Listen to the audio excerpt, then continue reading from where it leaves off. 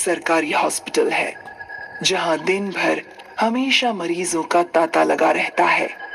लेकिन जैसे ही घड़ी में 7 बजते हैं, यहाँ अफरा तफरी मच जाती है।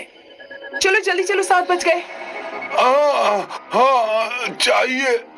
हम यहाँ से क्यों जा रहे हैं? पूछो मत, बस चलो।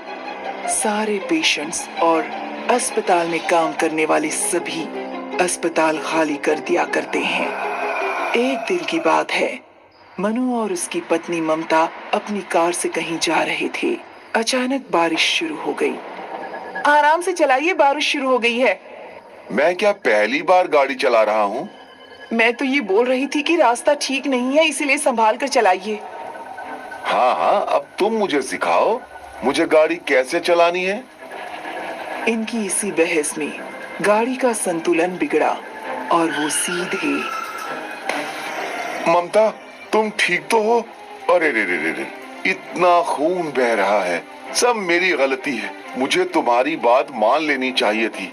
ममता, तुम फिक्र मत करो, तुम्हें कुछ नहीं होगा। मनु ने अपनी घायल पत्नी को गोद में उठाया और अस्पताल की ओर चलने लगा। मनु और ममता इस इलाके में नए थे। उन्हें सरकारी अस्पताल के बारे में कुछ नहीं पता था। मनु अस्पताल का बोर्ड देखकर बहुत खुश हुआ। ममता, अस्पताल मिल गया, अब तुम ठीक हो जाओगी। मनु अस्पताल के अंदर गया। डॉक्टर, नर्स, कमाल है, ये अस्पताल पूरा खाली क्यों है? मनु ने ममता को वहीं स्ट्रेचर पे रखा और डॉक्टर को ढूंढने चला गया। वो भीतर के कमरे में गया जहां बहुत अंधेरा था। डॉक्टर, कोई है यहाँ? वो दूसरे कमरे में गया, वहां भी कोई नहीं था। अचानक सारी लाइट्स बंद चालू होने लगी। ये क्या, कुछ तो गड़बड़ है। मनु दौड़ते हुए दरवाजे पे पहुंचा। तभी उसे उसकी पत्नी दिखाई दी। ममता, तुम यहाँ? वो तुम्हारे जाने के बाद डॉक्टर आए थे, उन्होंने इलाज किया और पट्टी भी बांध दी। अच्छा है, वरना मुझे लगा था कि ये अस्पताल वीरान है। चलो अब चलते हैं। नहीं नहीं, डॉक्टर ने बोला है मुझे कुछ देर आराम करने की जरूरत है। हम कुछ घंटे यहीं रुकते हैं, फिर सवेरे चले जाएंगे। चलो ठीक है। मनु और ममता वहीं बेंच पे बैठे बैठे सो गए। अचानक ममता ने अपनी आंखें खोली और वो मुर्दा घर की ओर बढ़ने लगी। कुछ देर बाद मनु की आंख भी खुली।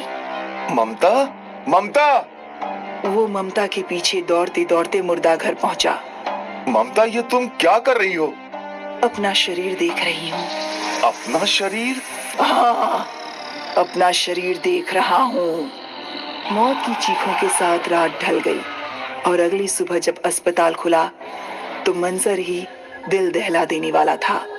मनु की लाश मुर्दा घर के फर्श पे पड़ी थी और ममता वहीं पंखे से लटकी हुई थी। ये लोग भी उस अघोरी आत्मा के शिकार हो गए। अघोरी आत्मा? हाँ, तू मेरे साथ चल, मैं तुझे सब बताती हूँ। दोनों नर्सेस रेस्ट रूम में गई। 1 महीने पहले की बात है। रात के करीबन 10 बजे होंगे। 2 आदमी एक अघोरी बाबा की लाश को यहाँ ले आए। डॉक्टर, इनको देखिए, ये तो मर चुकी है। मैं तुझे बोल रहा था, ये मर गई है। तूने मेरी बात नहीं मानी। अरे लेकिन अगर ये जिंदा होता तो इसकी जान बच जाती। ये क्या बाबा, आपकी गाड़ी के नीचे आकर मर गया? नहीं नहीं सर, हम तो जंगल में कैंपिंग कर रहे थे, तभी हमें ये मिले। हमें लगा कि इनकी तबीयत खराब है, इसलिए इंसानियत के नाते इन्हें यहाँ ले आए। मुझे तुम दोनों की बातों पर यकीन नहीं है। हमें इनका पोस्टमार्टम करना पड़ेगा, तभी सच सामने आएगा। नर्स, आप पुलिस को इन्फॉर्म कीजिए। देख, तेरी इंसानियत के चक्कर में इस बार हम फिर फंस गए। डॉक्टर लाश का पोस्टमार्टम करके मुर्दा घर ले गए। डॉक्टर ने पोस्टमार्टम करना शुरू कर दिया, लेकिन डॉक्टर अचंभे में रह गए।